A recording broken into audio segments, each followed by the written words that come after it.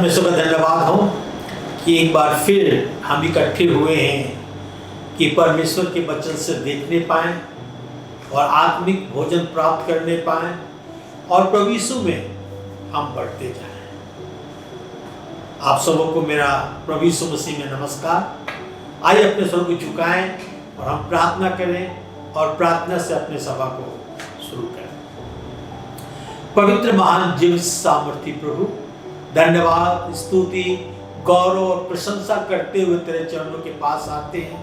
तेरा धन्यवाद करते हैं प्रभु तमाम तेरे पिछले आशीर्वादों के लिए। प्रभु तूने हमारी रक्षा की है, तुम्हारी आवश्यकताओं को पूरा किया है, हमें सुरक्षित रखा है प्रभु। इसके लिए हम तेरा धन्यवाद करते हैं और सारी गौरव, महिमा, प्रशंसा इसके लिए तुझे देते हैं। आज की सभा को तेरे हाथ में सौंपते हैं प्रभु। बुझना चीज में होकर तू बोल कि हम जितने भाई बहन इकट्ठे हुए हैं और इस वचन को सुन रहे हैं प्रभु जी, वो आत्मिक भोजन प्राप्त करने पाए, तेरे नाम की महिमा, प्रशंसा और स्तुति और जय जयकार करने पाए प्रभु। अपने वचन से बातचीत कर, अपने वचन से हमें भोजन दे कि हम तुझमें और जड़ पकड़ते जाएं और मजबूत होते जाएं प्रभु। तेरा धन्यवाद करते हैं कलीसिया के एक एक भाई बहन बच्चों के लिए, प्रत्येक की तू सहायता कर, मदद कर, अगुवाई कर। अपने स्वर्गदूतों को भेज प्रभु और उनकी रक्षा कर, उनकी चारों ओर बेड़ा बांध कि तेरी महिमा, प्रशंसा और जय जयकार होने पाए। इस सभा को तेरे हाथ में सौंपते हैं। अपने वचन के अनुसार हमारे दिलों से बातचीत कर प्रभु कि हम तुझमें आगे बढ़ने पाए। सारी गौरव, महिमा, प्रशंसा प्रभु यीशु हम तुझे देते हैं और प्रार्थना तेरे ही मीठे और पवित्र नाम में चाहते हैं। सुन और कबूल कर। आमीन।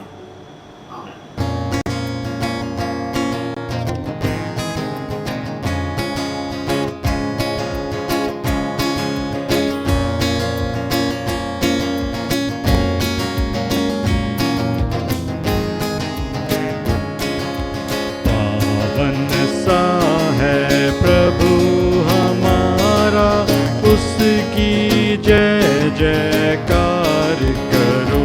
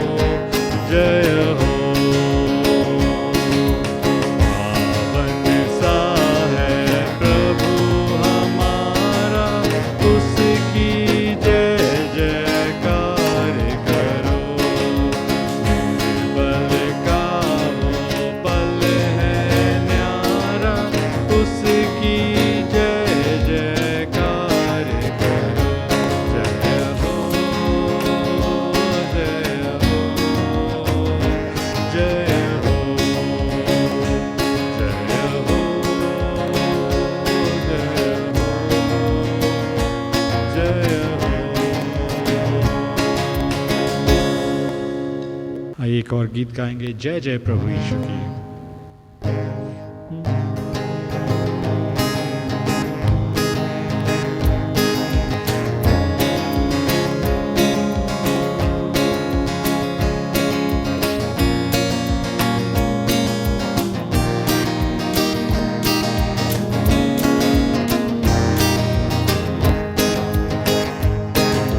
जय जय प्रभु यीशु की, जय जय प्रभु यीशु की, हमको बचाने आया जगत में, उसकी स्तुति करो।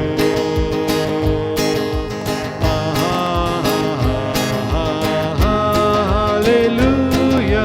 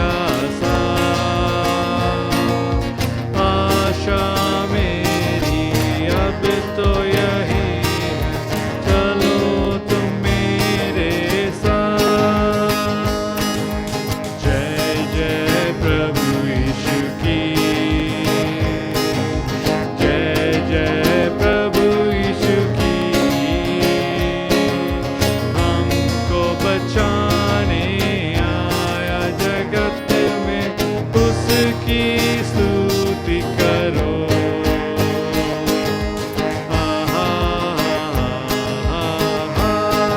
हालेलुया, ओ हो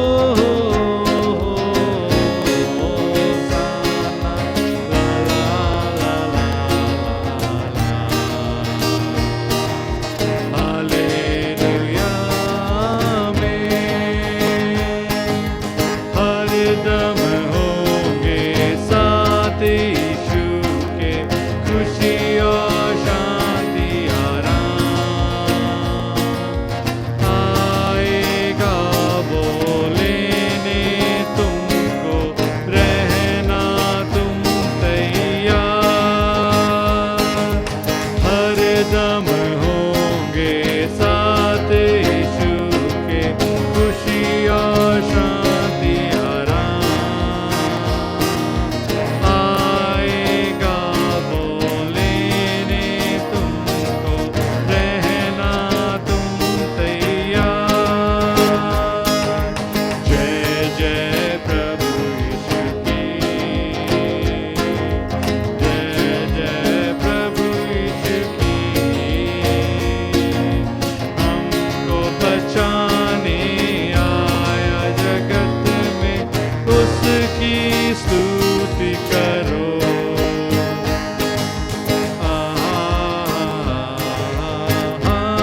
हालेलुया, ओ हो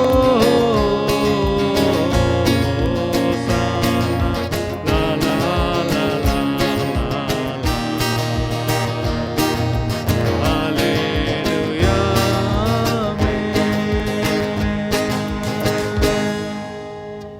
A song, sing an English song, Heaven Came Down, Glory. That's all.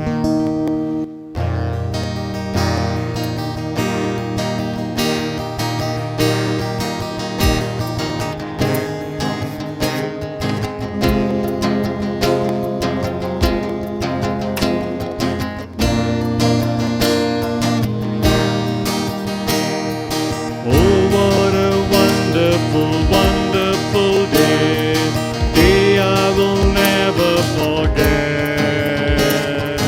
After I've wandered in darkness away, Jesus my Savior I met.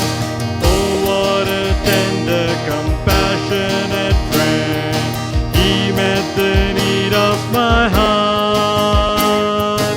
Shadows dispelling with joy I am telling, He made all the darkness depart. Heaven came down and glory filled my soul. When at the cross my Savior made me whole, my sins were washed away, and my night was turned to day. Heaven came down and glory filled my soul. Born of the Spirit from life from above, into God's family divine, justified fully through Calvary's love. Oh, what a standing is mine, and the transaction so quickly was made, when as I sinner I came, took off the offer of grace He did proffer, He saved me, oh praise His dear name. Heaven came down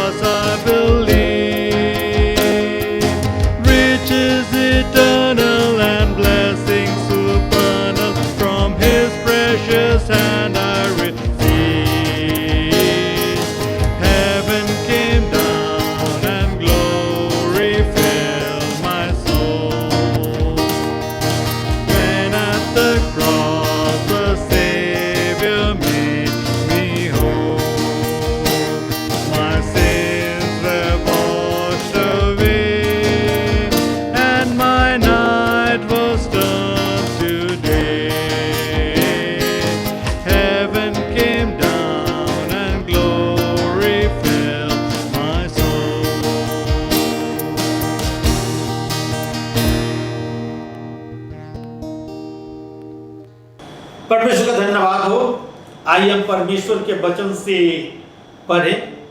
Romeo की पत्री उसके 8 अध्याय के 14 से 18 पद मैं आपके सामने पढ़ना चाहता हूं। Roman chapter 8 reading from verse 14 to 18। इसलिए कि जितने लोग परमेश्वर के आत्मा के चलाए चलते हैं वे ही परमेश्वर के पुत्र हैं। क्योंकि तुमको दासत्व की आत्मा नहीं मिली फिर भयभीत हो, परंतु लेपालक की आत्मा मिली है जिससे हम हे अब्बा और हे पिता कह के पुकारते हैं। आत्मा आप ही हमारी आत्मा के साथ गवाही देता है कि हम परमेश्वर के संतान हैं, और यदि संतान है तो वारिस भी, वरन परमेश्वर के वारिस और मसीह के संगी वारिस हैं, कि जब हम उसके साथ दुख उठाएं तो उसके साथ महिमा भी पाएंगे। क्योंकि मैं समझता हूं कि इस समय के दुख और क्लेश उस महिमा के सामने जो हम पर प्रकट होने वाली है कुछ भी नहीं। यहां पौलुस प्रेरित हमें बतलाता है कि हम लोग परमेश्वर के आत्मा के चलाए चलते हैं, और इसलिए हम परमेश्वर के पुत्र हैं, परमेश्वर के संतान हैं, परमेश्वर के बेटे और बेटियां हैं। लिखा है तुमको दासत्व की आत्मा नहीं मिली कि तुम भयभीत हो, परंतु हमें और आपको लेपालक की आत्मा मिली है, और इस कारण हम परमेश्वर को हे पिता और हे अब्बा कहकर पुकारते हैं। परमेश्वर की आत्मा हमारी आत्मा के साथ गवाही देता है कि हम परमेश्वर के संतान हैं। क्या ही सौभाग्य हमारा और आपका है कि हम सब परमेश्वर के बेटे बेटियां हैं, परमेश्वर के संतान हैं। और संतान को क्या मिलता है? वो अपने पिता का वारिस होता है, और हम और आप परमेश्वर के संतान हैं तो वारिस भी हैं, पर परमेश्वर के वारिस और मसीह के वारिस भी हैं, कि जब हम उसके साथ दुख उठाएं तो महिमा भी पाए। जो महिमा प्रभु यीशु मसीह पाया परमेश्वर के दाहिने सिंहासन पर बैठकर, हमें भी परमेश्वर एक दिन महिमा देगा। पौलुस प्रेरित कहता है क्योंकि मैं समझता हूं कि इस समय का दुख उठाना उस महिमा के सामने जो प्रकट होने वाला है कुछ भी नहीं। हम और आप भोजन करते हैं, और जब भोजन करते हैं तो इस समय शरीर बढ़ता है, और जो आप भोजन लेते हैं वो भोजन आपके शरीर को बनाता है, परंतु आपका चरित्र, स्वभाव, व्यक्तित्व आपका भोजन का नतीजा नहीं है। आपका चरित्र, स्वभाव, व्यक्तित्व परमेश्वर के वचन के प्रभाव से हमारे जीवन में आता है। परमेश्वर के वचन का प्रभाव हमारे चरित्र को बनाता है, हमारे स्वभाव को बनाता है, हमारे व्यक्तित्व को बनाता है। हम लोगों को देखते हैं, खासकर उन लोगों को जिससे हम प्रभावित होते हैं, जिसका हम सम्मान करते हैं।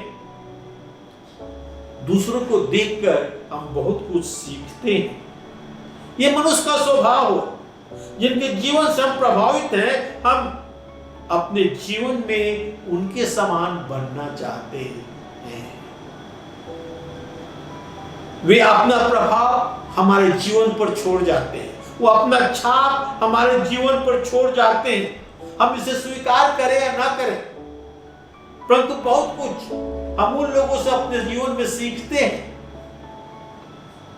जो हमारे लिए एक आदर्श है, एक नमूना है, जिन्हें हम पसंद करते हैं।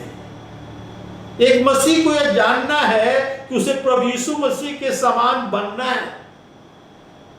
एक मसीही, एक क्रिश्चियन को यह जानना है कि उसे प्रभु यीशु मसीह के समान बनना है। फिलिपियों की पत्री 2 अध्याय के 5 पद में लिखा है, जैसा मसीह यीशु का स्वभाव था वैसा ही तुम्हारा स्वभाव भी हो। जैसा प्रभु यीशु मसीह का स्वभाव था वैसा ही तुम्हारा स्वभाव हो। हम मसीहियों को प्रभु यीशु मसीह के समान बनना है। प्रभु यीशु मसीह का अनुसरण करना है, क्योंकि यीशु हमारे लिए एक आदर्श है, एक नमूना है, उसमें कोई कमी नहीं। हम उसका अनुसरण कर सकते हैं, हम उसके पद चिन्हों पर चल सकते हैं, क्योंकि हमारे लिए एक आदर्श है, नमूना है। अपने जीवन के हर एक क्षेत्र में, हर एक स्थिति में हम प्रभु यीशु मसीह पर फोकस कर सकते हैं, प्रभु यीशु मसीह की ओर देख सकते हैं। इसका अर्थ यह है कि हम मसीह केंद्रित जीवन जी सकते हैं, मसीह केंद्रित जीवन जी सकते हैं। Christ centre life, Christ centre life हम जी सकते हैं, मसीह केंद्रित जीवन हम जी सकते हैं। और आज मैं इसी पॉइंट पर बातचीत करना चाहता हूं, Christ centred life, Christ centred life, मसीह केंद्रित जीवन, मसीह केंद्रित जीवन। हमारा और आपका जीवन जो होना चाहिए वो मसीह केंद्रित जीवन होना चाहिए, मसीह के जीवन पर आधारित होना चाहिए। जिस प्रकार मसीह यीशु का स्वभाव था, वैसे ही तुम्हारा भी स्वभाव हो। Live as God's children, live as God's children, परमेश्वर के बच्चों के समान जीवन व्यतीत करें। परमेश्वर के बेटे बेटी, परमेश्वर के संतान के अनुसार अपने जीवन को आप व्यतीत करें। आप अपने परिवार के सदस्य हैं, आपको कोई आमंत्रित नहीं किया, आपको कोई बुलाया नहीं कि आप अपने परिवार के सदस्य बन जाए। इसमें आपको कोई चुनाव नहीं करना पड़ा, आप अपने परिवार के सदस्य हैं, क्योंकि आप उस परिवार का जन्म लिए। परंतु जब आप परमेश्वर के परिवार के सदस्य बनना चाहते हैं तो आपको चुनाव करना है। परमेश्वर के परिवार के सदस्य बनने के लिए आपको चुनाव करना है। मैंने रोमियो की पत्री उसके 8 अध्याय के 14 से 16 पद पढ़ के बताया, इसलिए कि जितने लोग परमेश्वर के आत्मा के चलाए चलते हैं वे ही परमेश्वर के पुत्र हैं। परमेश्वर के परिवार में जन्म लेने के लिए हमें परमेश्वर के आत्मा के चलाए चलना है, और जो परमेश्वर के आत्मा के चलाए चलते हैं वे ही परमेश्वर के पुत्र हैं, क्योंकि तुमको दासत्व की आत्मा नहीं मिली है। हम विश्वासियों को दासत्व गुलामी की आत्मा नहीं मिली है कि हम भयभीत हो, डरे रहें, निराश हो, परंतु हमें लेपालकपन की आत्मा मिली है। और इसलिए बड़े हियाव से हे अब्बा और हे पिता कहकर हम पुकारते हैं। हे हमारे परमेश्वर, हे हमारे पिता कहकर पुकारते हैं। प्रभु ने हमें प्रार्थना करना सिखाया, कहा कि हे पिता तू जो स्वर्ग में है तेरा नाम पवित्र माना जाए। हम परमेश्वर को अपना पिता कहकर पुकारते हैं, अपना अब्बा कहकर पुकारते हैं। क्या ही संबंध हमारा और आपका परमेश्वर से है। आत्मा आप ही हमारे आत्मा के साथ गवाही देता है कि हम परमेश्वर के संतान हैं, हम परमेश्वर के बेटे और बेटियां हैं। लेपालकपन का अर्थ होता है हम बचाए हुए लोग परमेश्वर के परिवार के हिस्सा हैं।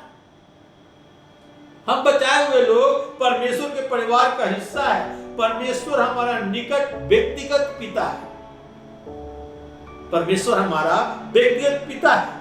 क्या ही अपूर्व अब्बा शब्द है। एक बालक केवल अपने पिता के लिए ही इस्तेमाल करता है अब्बा, और हम परमेश्वर को अब्बा और पिता कहकर पुकारते हैं। जब आप नए जीवन द्वारा स्वर्ग के राज में प्रवेश करते हैं तब आप परमेश्वर के बहुत ही नजदीक संबंध बना लेते हैं। आप परमेश्वर से बहुत ही नजदीक संबंध बना लेते हैं। रोमियो की पत्री 12 अध्याय के 1 और 2 पद में लिखा है, रोमन चैप्टर 12 1 and 2 वर्सेस। इसलिए हे भाइयों, मैं तुमसे परमेश्वर की दया का स्मरण दिलाकर विनती करता हूं कि अपने शरीर को जीवित, पवित्र और परमेश्वर को भावता हुआ बलिदान करके चढ़ाओ। यही तुम्हारी आत्मिक सेवा है। इस संसार के सदस्य न बनो, परंतु तुम्हारे मन के नए हो जाने से तुम्हारा चाल चलन भी बदलता जाए, जिससे तुम परमेश्वर की भली भावती और सिद्ध इच्छा अनुभव से महसूस करते रहो। पौलुस प्रेरित कहता है, भाइयों, मैं तुम्हें परमेश्वर की दया स्मरण दिलाकर विनती करता हूं कि अपने शरीर को जीवित, पवित्र और परमेश्वर को भावता हुआ बलिदान करके चढ़ाओ। यही तुम्हारी आत्मिक सेवा है। हमारी आत्मिक सेवा क्या है? कि अपने शरीर को हम बलिदान करें, मार कर नहीं। कहता है अपने शरीर को जीवित, पवित्र और परमेश्वर को भावता हुआ बलिदान करके चढ़ाओ। और यही हमारी आत्मिक सेवा है। हमें परमेश्वर के सामने अपने आप को चढ़ा देना है, जीवते, पवित्र और परमेश्वर को भावता हुआ, जो परमेश्वर को पसंद है। यूहन्ना 1:12 में लिखा है, परंतु जितनों ने उसे ग्रहण किया उसने उन्हें परमेश्वर के संतान होने का अधिकार दिया। जितनों ने प्रभु यीशु मसीह को ग्रहण किया, परमेश्वर के संतान होने का अधिकार उन्हें दिया गया, अर्थात वे जो उसके नाम पर विश्वास करते हैं।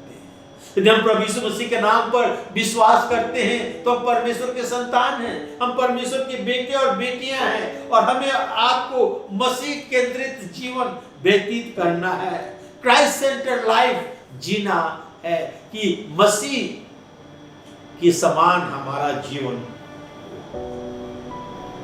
मसीह के समान हमारा जीवन हो, हमें वैसा ही जीवन जीना है।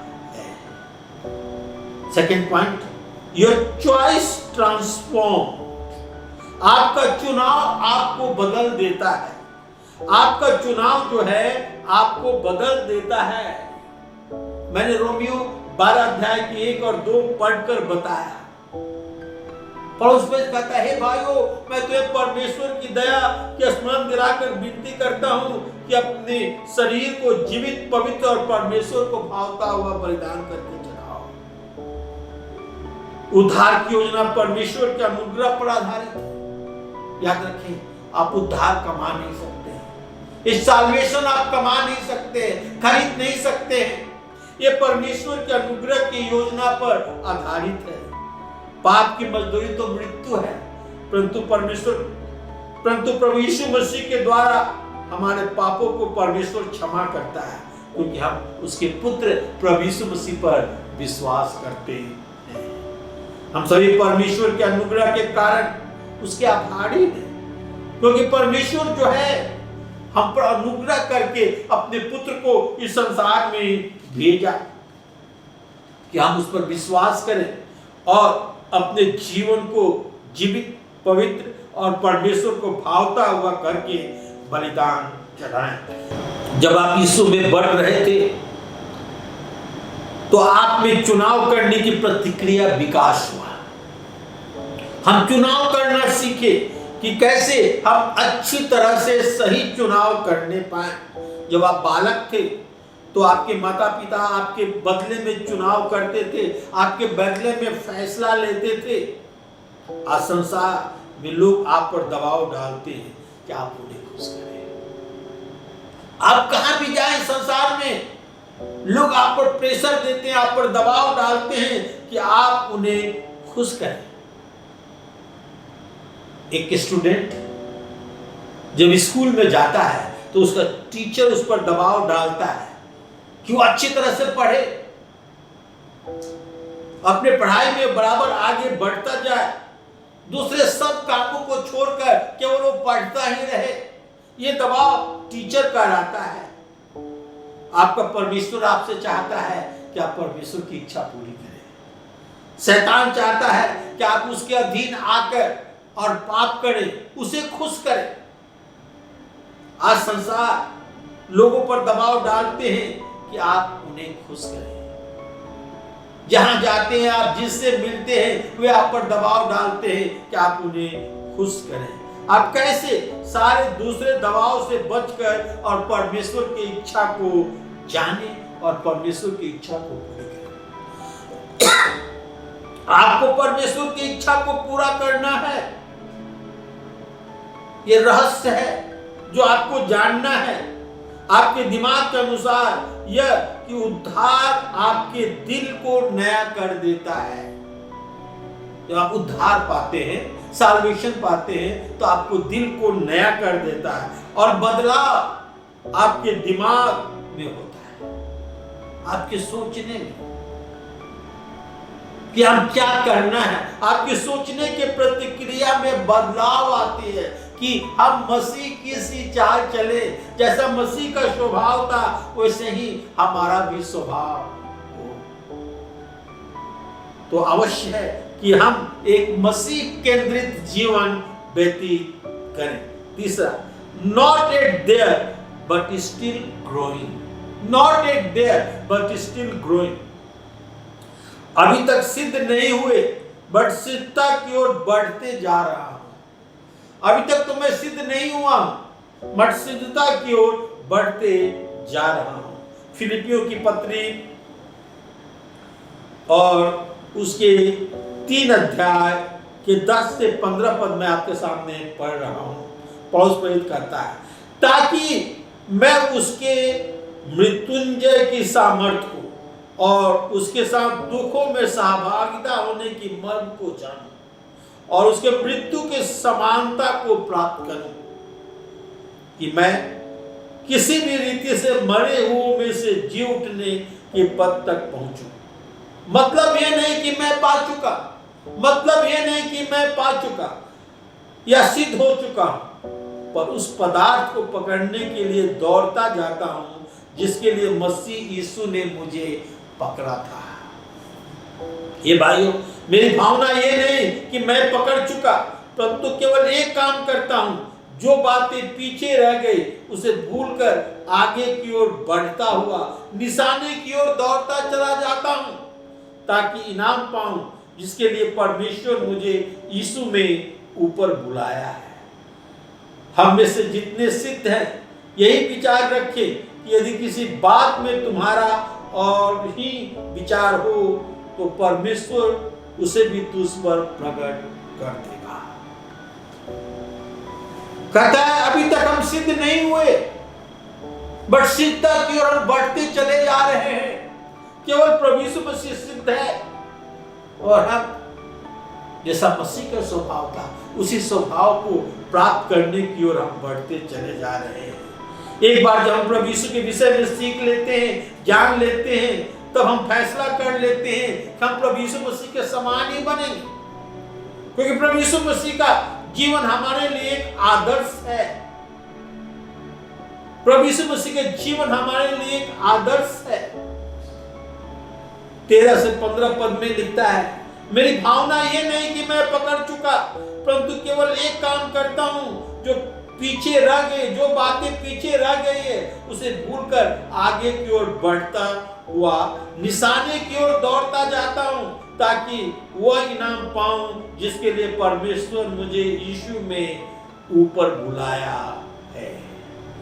यह हमारा लक्ष्य बन जाता है कि हम उसके समान बने।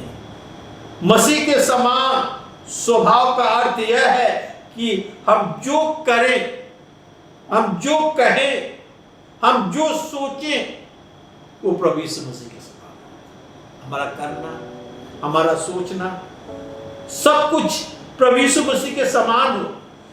यह सिद्ध नहीं है, परंतु हम सिद्धता की ओर बढ़ते जा रहे हैं। हम दावा करते हैं कि सिद्धता की ओर दौड़ता चला जा रहा हूं। पौलुस प्रेरित क्या कर रहा है? मैं निशाने की ओर दौड़ता चला जा रहा हूं। कहता है मेरी भावना यह नहीं कि पकड़ चुका, परंतु केवल एक काम करता हूं, जो बातें पीछे रह गई है उसे भूलकर आगे के बातों की ओर बढ़ता हुआ और निशाने की ओर दौड़ता जाता हूं, ताकि इनाम पाऊं जिसके लिए परमेश्वर ने मसीह यीशु में ऊपर बुलाया है। हम सिद्ध नहीं हुए हैं, हम पकड़ नहीं चुके हैं, मगर हम सिद्धता की ओर दौड़ते जाते हैं। हम पकड़ने के लिए आगे बढ़ते चले जाते हैं। फिलिपियों की पत्री उसके 3 अध्याय के 16 पद में लिखा हुआ है, इसलिए जहां तक हम पहुंचे हैं उसके अनुसार चले। हम जहां तक पहुंचे हैं उसके अनुसार चलें।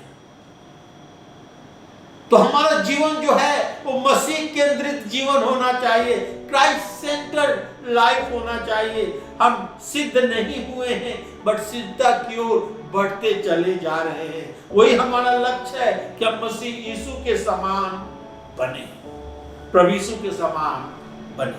और चौथा point, Christ makes all the difference. Christ make all the difference. मसीह हमें दूसरों से विशिष्ट बनाता है, भिन्न बनाता है, अलग बनाता है। गलतियों की पत्री उसके 2 अध्याय के 20 पद में लिखा है, पौलुस प्रेरित कहता है मैं मसीह के साथ क्रूस पर चढ़ाया गया।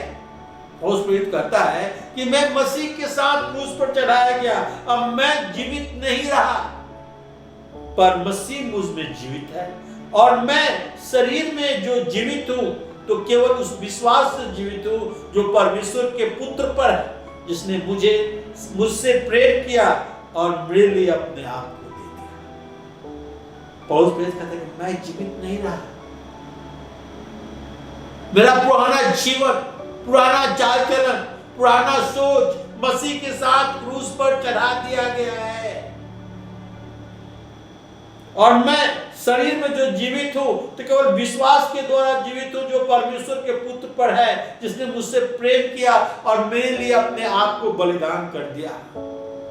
पहला कुरिन्थी 11 अध्याय के 1 पद में पौलुस प्रेरित कहता है तुम मेरी सी चाल चलो, तुम मेरी सी चाल चलो जैसा मैं मसीह की सी चाल चलता हूं। उदाहरण देता है कि मेरी सी चाल चलो, क्योंकि वो पौलुस प्रेरित मसीह की सी चाल चलता है। वो मसीह यीशु का अनुयायी है, मसीह यीशु के पीछे चलता है, और इसलिए कहता है पहला कुरिन्थी 11 अध्याय के 1 पद में कि मेरी सी चाल चलो जैसे मैं मसीह की सी चाल चलता हूं। प्रत्येक मसीह एक स्टेज है, हर समय एक विशेष कारण द्वारा, और वो कारण यह है कि हम दुनिया को दिखा सके कि प्रभु यीशु कैसा है। लोग हमारे जीवन को पढ़ते हैं, हम स्टेज पर हैं, लोग हमारे जीवन को देखते हैं, लोग हमारे कार्यों को देखते हैं, और हमें दिखाना है अपने जीवन से कि यीशु मसीह कैसा है। जैसा यीशु का स्वभाव था वैसे ही मेरा स्वभाव है। गलतियों 2 अध्याय के 20 पद में पौलुस कहता है मैं मसीह के साथ क्रूस पर चढ़ाया गया, मैं जीवित न रहा, मसीह मुझ में जीवित है। यदि कोई हमारे जीवन को देखे तो मसीह यीशु के जीवन को देखे, क्योंकि मसीह यीशु हमारे जीवन के द्वारा प्रकट होना चाहिए। हम स्टेज पर हैं, लोग हमारे जीवन को देख रहे हैं, क्या हमारे जीवन से प्रभु यीशु मसीह दिखाई देता है। मैं जीवित न रहा, मसीह मुझ में जीवित है। हम दिखा सके कि मसीह यीशु के साथ हम क्रूस पर चढ़ाए गए हैं। हम केवल एक्टिंग नहीं कर रहे हैं, परंतु यीशु के साथ हम हैं। यीशु का जीवन हमारे जीवन में है, हमारा जीवन यीशु मसीह पर केंद्रित है, क्योंकि हमारा जीवन है क्राइस्ट सेंटर्ड लाइफ है, मसीह यीशु पर केंद्रित जीवन है। मसीह यीशु के समान हमारा जीवन है, केंद्रित जीवन है। प्रभु यीशु मसीह हमारे जीवन में है। पौलुस कहता है मैं नहीं रहा, मैं जीवित नहीं रहा, मसीह यीशु मुझ में जीवित है। इसका अर्थ क्या है? जिस प्रकार लोग मसीह यीशु को देखे उसी प्रकार हमें भी देखे। जिस प्रकार प्रभु यीशु मसीह ने लोगों पर तरस खाया, हम भी लोगों पर तरस खाएं। जिस प्रकार प्रभु यीशु मसीह लोगों को चंगाई दिया, हम भी लोगों को चंगाई दें। हमारा अपना इंटरेस्ट जो है वो क्रूस पर चढ़ाया गया। हमारा जीवन अब नहीं है, मसीह मुझ में जीवन में रहकर अपना काम करता है। हम अपने पापों से क्षमा मांगा तो परमेश्वर ने हमें नया जीवन दिया। और नया जीवन देके हमें परमेश्वर के बेटे और बेटियां बनाया, परमेश्वर का संतान बनाया, और इस नए जीवन में हमें आगे बढ़ना है। We have to grow deeper in this Christ-centered life. हम इसमें और गहराई से बनना है। परमेश्वर पापियों को बदल देता है और अपना पुत्र बना लेता है। परमेश्वर पापियों को बदल देता है और अपना पुत्र बना लेता है। जब हम विश्वास योग आज्ञाकारी होते हैं तो मसीह को अपने जीवन में अनुभव करते हैं। मसीह को अपने जीवन में अनुभव करना क्या ही अच्छी बात है। मसीह का चरित्र, स्वभाव एवं चरित्र जो है वो हमारे जीवन में आ जाता है। मनुष्य का चरित्र, मसीह का चरित्र, मसीह का स्वभाव, मसीह की बात, मसीह की करनी हमारे चरित्र में हो जाता है। पौलुस कहता है कि मसीह यीशु में रहने लगा है, उसकी इच्छा हमारी इच्छा बन जाता है। प्रभु यीशु मसीह की जो इच्छा थी वो हमारी इच्छा बन जाता है। हम प्रभु यीशु मसीह के समान काम करना शुरू कर देते हैं। लोग हमारे जीवन में प्रभु यीशु मसीह को देखते हैं। क्यों? क्योंकि हम क्राइस्ट सेंटर्ड लाइफ जीते हैं।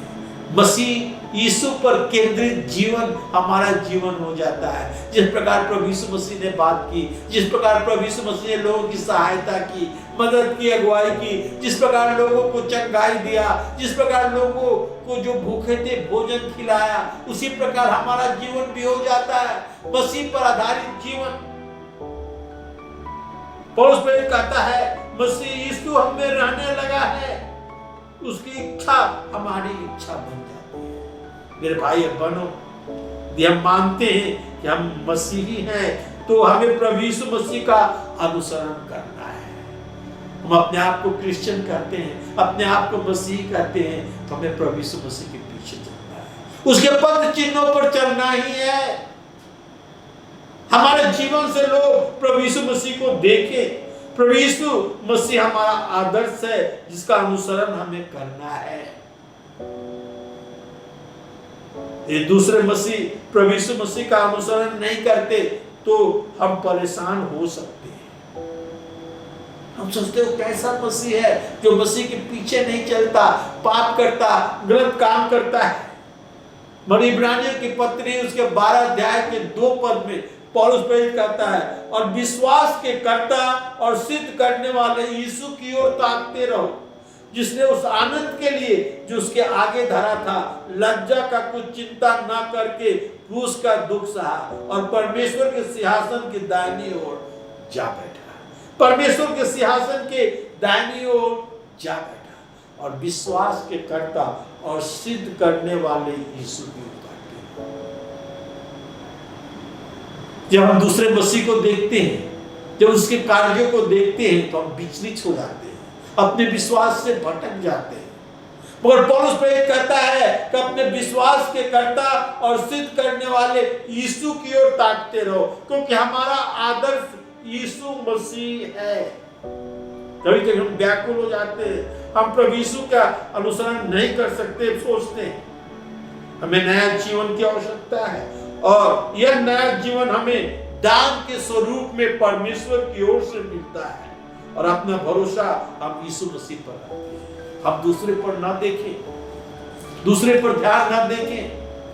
हो सकता है हमारे परिवार में, हो सकता है हमारे आसपास, हमारे चर्च में और दूसरे क्रिश्चियन हैं जो प्रभु यीशु मसीह का अनुसरण नहीं करते।